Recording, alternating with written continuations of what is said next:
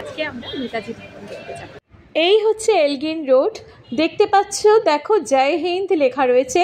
এই জয় হিন্দ লেখাটার ঠিক অপোজিটে, মানে ঠিক বিপরীতেই অবস্থিত নেতাজির বাড়ি। নেতাজি সুভাষচন্দ্র বোস, তার বাড়ি নেতাজি ভবন হিসেবে লেখা আছে। এই বাড়িতে আজকে আমরা দেখব কি কি আছে।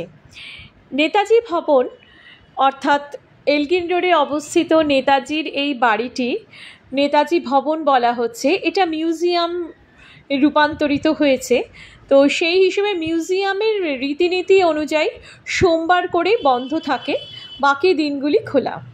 কী করে আসবে? রবীন্দ্র সদনের ঠিক আগের স্টপেজ এলগিন রোড। পিসি চন্দ্র জুয়েলার্সের হচ্ছে ওটা বাস স্টপটার গায়ে হচ্ছে পিসি চন্দ্র জুয়েলার্স, তার ঠিক উল্টো দিকের রাস্তা এলগিন রোড, সেটা ধরে সোজা চলে এলেই নেতাজি ভবন পড়বে। বিকেল 4:30 পর্যন্ত খোলা থাকে, 11টার থেকে ঢোকার সময়। আচ্ছা, এই নেতাজি ভবনের এই হচ্ছে ভেতরটা, ভেতর দিয়ে ঢুকেই হচ্ছে কাউন্টার পড়বে। কাউন্টারটা পড়বে গেট দিয়ে ঢুকে ডান দিকে। অ্যাডাল্টদের জন্য টিকিট হচ্ছে 50 টাকা, ছোটদের জন্য টিকিট হচ্ছে 20 টাকা। এটা নেতাজি মিউজিয়ামের এন্ট্রি ফি। প্রথমে গেট দিয়ে ঢুকে বাঁ দিকে পড়বে এই লেখাটা। এই লেখাটা পাথরে এনগ্রেভ করা আছে। এই লেখাটা সুভাষচন্দ্র বোস নিজে লিখেছিলেন এবং ওনার স্বাক্ষর রয়েছে নিচে। তো এই লেখাটা পড়লে নেতাজির অনুভূতিটা বোঝা যায়, যে মাতৃভূমির প্রতি নেতাজির কি অনুভূতি ছিল সেটা অনেকটা বোঝা যায় গেট দিয়ে ঢুকেই। লেখাটা বেশ কিছুক্ষণ সময় ধরে পড়লাম এবং তারপর দেখো এই হচ্ছে নেতাজির স্বাক্ষর। এরপর এইটা হচ্ছে নিচের পোর্শন, বাড়ির একতলা। এন্ট্রি ফি মানে দিয়ে গেটটা দিয়ে ঢুকলাম, এখানে সিকিউরিটি গার্ড বসে থাকেন এবং সিকিউরিটি গার্ডকে তোমায় টিকিটটা দেখাতে হবে। তারপর তোমাকে উনি সিঁড়ি দেখিয়ে দেবেন, যেই সিঁড়িটা দিয়ে তোমায় দোতলা এবং 3তলা তুমি উঠে যেতে পারবে, যেখানে নেতাজির মিউজিয়ামটা রয়েছে। এই হচ্ছে নিচের তলা। নিচের তলাটা আমি পরে দেখব, আগে আমি উপরে উঠে যাচ্ছি। তো প্রথমে এই হচ্ছে মেন গেট, দেখতেই পাচ্ছ রাস্তা, এখান দিয়ে আমি ঢুকেছি। এই ঢোকার পরে এটা হচ্ছে নিচের এইটা একটা হল, সেমিনার হল, যেখানে নেতাজি রিসার্চ ব্যুরোর সব কাজকর্ম হয় এবং বিভিন্ন আলোচনা, বিভিন্ন সেমিনার এই ঘরটাতে অনুষ্ঠিত হয়। এই বাড়ি ভাবলেও কেমন লাগে। এই বাড়িটা বহু বছর আগে নেতাজি সুভাষচন্দ্র বোস এইখানেই চলাফেরা করতেন, এখানে থাকতেন। এখানে এই গাড়িটা হচ্ছে গ্রেট এস্কেপ, অর্থাৎ মহানিষ্ক্রমণে এই গাড়িটি করেই কিন্তু নেতাজি চলে গিয়েছিলেন শেষবারের মতো কলকাতা ছেড়ে। এই হচ্ছে গাড়ির নাম্বার, এই যে ওয়ান্ডারার BLA 7169। গাড়িটা খুব সুন্দর করে রাখা রয়েছে। ভারত মাতাকে স্বাধীন করবেন বলে নেতাজি চলে গিয়েছিলেন এই BLA 7169 গাড়িটিতে চড়ে। চিরকালের জন্য তিনি কলকাতা পরিত্যাগ করেছিলেন। একটাই ব্রত, সেটা একটাই লক্ষ্য, দেশকে স্বাধীন করতে হবে। এই গাড়িটি দেখতেই পাচ্ছ বাড়ির মধ্যে এইভাবে গাড়িটা খুব সুন্দর করে কাঁচের ঘরের মধ্যে রাখা আছে। এই ছোটবেলার ছবি, এইখানে এই কিছু ছবি এখানে ডিসপ্লে করা রয়েছে। আচ্ছা, এইখান দিয়ে কিছুটা এগিয়ে যাওয়ার পর এটা ডক্টর শিশির কুমার বোসের স্ট্যাচু। ইনি নেতাজিকে খুবই সাহায্য করেছিলেন, বিশেষ করে এই মহানিষ্ক্রমণের সময় ইনি গাড়িটি চালিয়ে নিয়ে গিয়েছিলেন। শিশির কুমার বসু হলেন ভাইপো, অর্থাৎ নেতাজির মেজদাদা শরৎচন্দ্র বোসের ছোট ছেলে। আমি সেই ইতিহাসে পরে আসছি, আগে আমি দেখাচ্ছি যে এইভাবে এই রাস্তাটা দিয়ে আমি যাচ্ছি।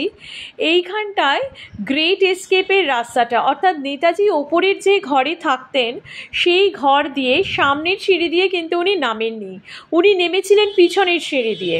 গাড়িটা এখানে দাঁড় করানো ছিল এবং উনি পিছনের সিঁড়ি দিয়ে নেমেছিলেন। এই রাস্তাটা ধরে সোজা চলে যাওয়া, গাড়িটাতে উনি ওঠার পরে এই রাস্তাটা ধরে সোজা বেরিয়ে গিয়েছিলেন।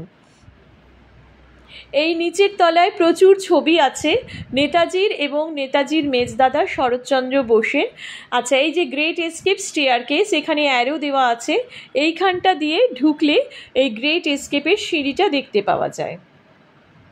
তোমরা যারা কলকাতা বেড়াতে আসো তারা কিন্তু অবশ্যই নেতাজি ভবন অর্থাৎ নেতাজির এই বাড়িটি একটা মাস্ট ওয়াচ লিস্টের মধ্যে রেখো, কারণ নেতাজির এই বাড়িটিতে ঢুকলে তোমরা নেতাজির সম্পর্কে অনেক কিছু তথ্য জানতে পারবে, নেতাজির লেখা অনেক চিঠি দেখতে পাবে এবং তোমাদের সব মিলিয়ে খুব ভালো লাগবে। কারণ এই হচ্ছে গ্রেট এস্কেপের স্টেয়ারকেস, এই যে সিঁড়িটা, জাস্ট এই সিঁড়িটা দিয়েই সেই রাত্রিবেলা অন্ধকারে নেতাজি কিন্তু নেমে এসেছিলেন চুপচাপ এবং নেমে গাড়িতে চড়েছিলেন।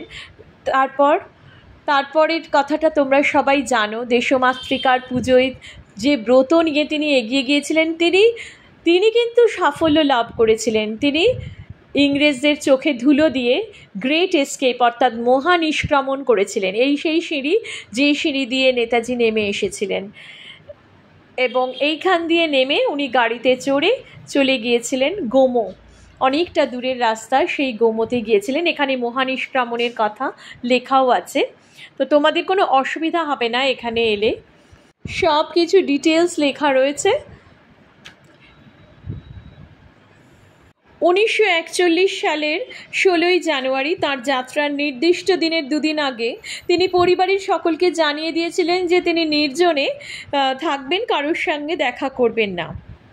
17ই জানুয়ারি রাত্রি প্রায় 1:30টার সময় নিরাপদ মনে করে শিশির গাড়ি চালিয়ে সুভাষকে নিয়ে গৃহত্যাগ করেছিলেন।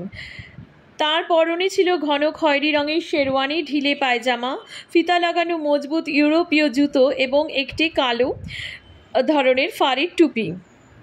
কুমার বোস গাড়ি চালিয়ে নিয়ে গিয়েছিলেন আসানসোলে। আসানসোল পৌঁছে তারা গাড়িতে আবার তেল ভরেছিলেন। 1941 সালের 17ই জানুয়ারি সকাল 9টায় ধানবাদে কয়েক মাইল দূরে বারারি নামে একটি নির্জন জায়গায় পৌঁছেছিলেন। সেখানেই শরৎচন্দ্রের বড় ছেলে অশোক সপরিবারে থাকতেন এবং সেখানে গিয়ে তিনি আশ্রয় নিয়েছিলেন। পরিকল্পনা মাফিক সেখান থেকে তিনি পৌঁছেছিলেন গোমো এবং গোমোতে গিয়ে মধ্যরাত্রিরও বেশ পরে দিল্লি কালকা মেলে সুভাষচন্দ্র নিজের টিকিট কেটেছিলেন এবং তার যাত্রা শুরু করেছিলেন। এবং সেই যাত্রাতে তিনি দিল্লি থেকে ফ্রন্টিয়ার মেল ধরে 1941 সালের 19শে জানুয়ারি পেশোয়ার পৌঁছেছিলেন।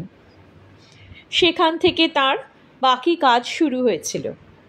এই বাড়ির দোতলায় উঠে প্রথম ঘর দেখতে পাওয়া যাবে যেখানে নেতাজি থাকতেন। কত সাধারণ তার বিছানা, কত সাধারণ তিনি থাকতেন সাধারণভাবে, কিছু ছিমছাম কিছু টুকটাক আসবাবপত্র রয়েছে আর তার বিছানা।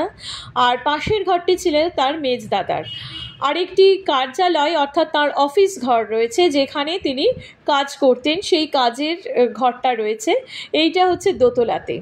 আর তারপরে 3তলাতে রয়েছে তার পোশাক, তিনি যে পোশাক পরেছিলেন, সামরিক বাহিনীর যে পোশাক ছিল।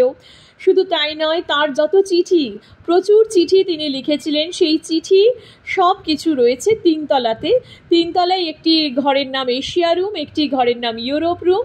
যে ইউরোপ রুমে তার লেখা শেষ চিঠি রয়েছে, যে শেষ চিঠিতে তিনি লিখেছিলেন তিনি তার মেজদাদা শরৎচন্দ্রকে বাংলায় শেষ চিঠি লিখেছিলেন, যে চিঠিতে তিনি লিখেছেন যে তিনি অত্যন্ত বিপদসংকুল এক যাত্রা শুরু করছেন, শেষ পর্যন্ত বাঁচবেন কিনা তার জানা নেই। তিনি এটা লিখেছেন, হয়তো এই পথের আর শেষ দেখিব না। তিনি আরও লিখেছিলেন যে তার অবর্তমানে যেন তার স্ত্রী ও কন্যা, যাদের তিনি ইউরোপে রেখে যাচ্ছেন, তাদের প্রতি সমান স্নেহ ও সহৃদয়তা দেখান, যা তিনি সারা জীবন তার প্রতি দেখিয়েছেন। এই রকম নানা রকম চিঠি রয়েছে 3তলার। এই বাড়িতে আসলে তোমাদের মনে হবে যে প্রত্যেকটা স্থানে যেন নেতাজি ভীষণভাবে উপস্থিত রয়েছেন। এত অপূর্ব সুন্দর এখানকার আবহাওয়া কিংবা বাতাবরণ, যাই বলো না কেন। তো তোমরা যারা কলকাতাতে আসবে কিংবা যারা কলকাতাতে থাকো তারা অবশ্যই কিন্তু এই বাড়িতে একবারের জন্য হলেও একবার দেখে। এই মহান ব্যক্তির হাতে লেখা চিঠিগুলো পড়লে চোখে জল আসতে বাধ্য, যে কী ভাষায় তিনি তার অনুভূতি প্রকাশ করেছিলেন। যাই হোক বন্ধুরা, তোমাদের কেমন লাগলো এই ভিডিওটা অবশ্যই কমেন্ট করে জানিও। প্লিজ আমার পাশে থেকো, সাবস্ক্রাইব করো, লাইক কমেন্ট শেয়ার করো, সাবস্ক্রাইব করো, সাপোর্ট করো। আবার দেখা হবে পরের ভিডিওতে। জয় হিন্দ।